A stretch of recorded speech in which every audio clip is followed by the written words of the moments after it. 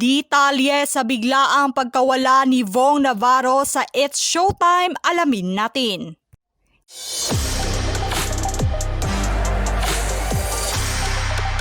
Ikinagulat ng mga manonood ng noontime show na It's Showtime ang biglaang pagkawala ng isa sa mga host ng show na si Vong Navarro. At mas ikinagulat pa ng karamihan ang mga balitang nagsilabasan tungkol sa host-actor.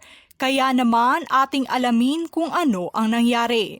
Muling nabuhay ang tungkol sa kasong rape ng host-actor na si Ferdinand Vong Navarro sa Taguig Regional Trial Court dahil na sa panggagahasa umano sa modelong si Denise Cornejo. Kung matatandaang inireklamo si Navarro sa Prosecutor's Office sa pamamagitan ng force, threat at intimidation noong January 17, 2014. Samantala, nitong nakaraang Hunyo lang, naglabas ulit ang Court of Appeal sa Taguig City Prosecutor's Office upang sampahan ulit ang aktor. Umuusad pa rin ang nasabing kaso patungkol sa host-actor, ngunit ikinabigla ito ng kanilang kampo na tila ba binaligtad sila. Nitong September 19, 2022 lang, voluntaryong sumuko ang host-actor matapos makatanggap ng warrant of arrest kaugnay ng acts of lasciviousness na inihain ng kampo ni Denise Cornejo. Ayon naman sa legal counsel ni Vong na si Attorney Alma Malyunga, bago pa mag-alas 5 ng hapon kahapon, nakatanggap na ang kanilang kampo ng bagong warrant of arrest sa kasong rape ni Vong na non-bailable offense. September 19, Lunes nitong taon, idinitine ng National Bureau of Investigation o NBI si Vong. Ukol sa nasabing akusasyon, nagbigay ng pahayag si Vong at nilinaw ang totoong nangyari saad nito. Ever since na nagsimula to, nagsabi ako ng katotohanan, hindi ako nagsinungaling. Consistent ako doon sa mga affidavit namin.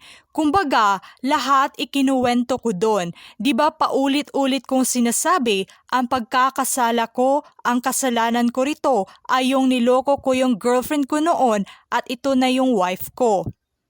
Base nga sa pahayag ng abogado ni Navarro tungkol sa nangyari noong January 22, 2014 kung saan nakadetine, binugbog at tinali si Navarro ng grupo ni Cedric Lee at 6 pa nitong kasamahan.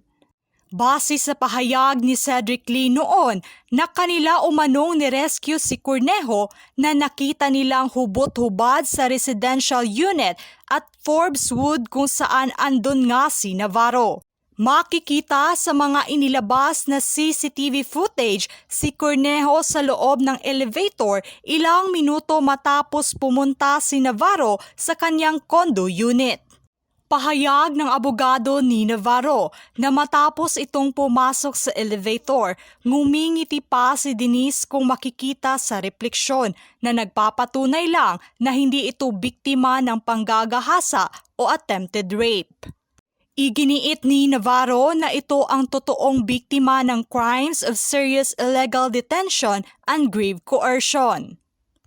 Samantala, apektado ulit ang mga kasamahan ng host-actor ng noontime show na It's Showtime na sila Vice Ganda at Ann Cortez, kung saan nga malapit ang loob kay Navarro. Kung matatandaan noon, tila ba dagok ito sa noontime host dahil kapamilya nila ang apektado ng maling akusasyon ukol na sa muling pagkabuhay ng nasabing kaso. Hindi lang mga kasamahan ni Vong sa It's Showtime ang apektado kundi pati na rin ang mga katrabaho nito sa industriya ng showbiz.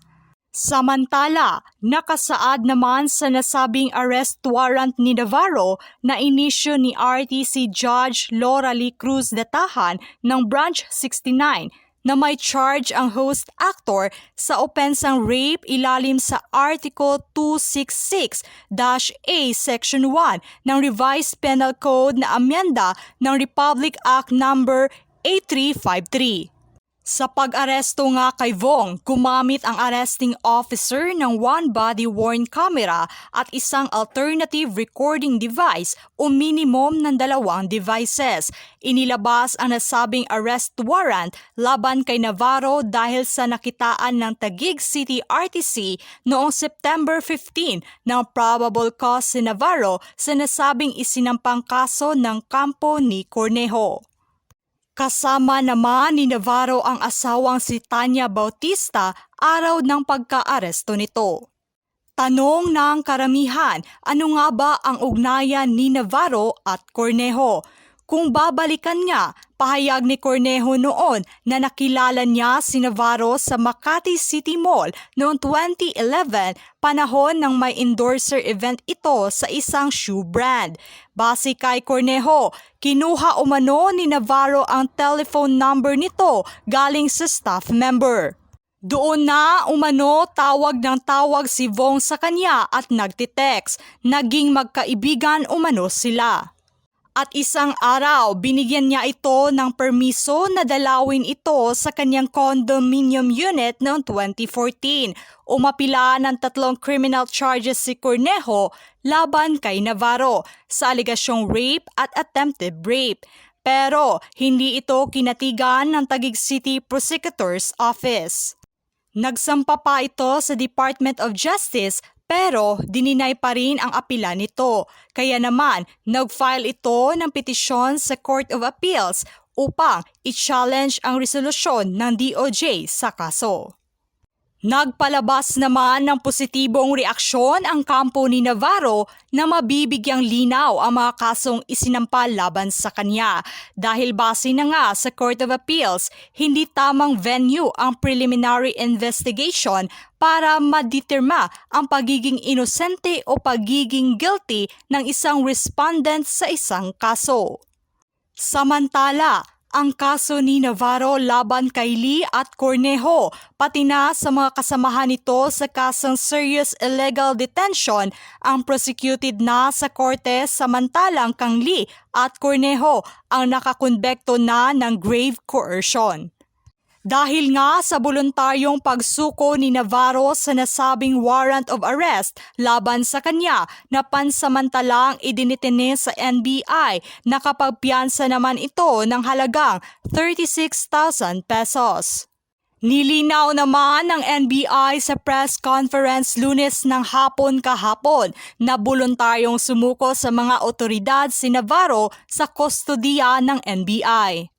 Paulit-ulit na paglilinaw ng aktor na lalabanan nila ang kaso at papatunayang wala itong pagkasala sa mga aligasyong ibinabato sa kanya ng kabilang kampo.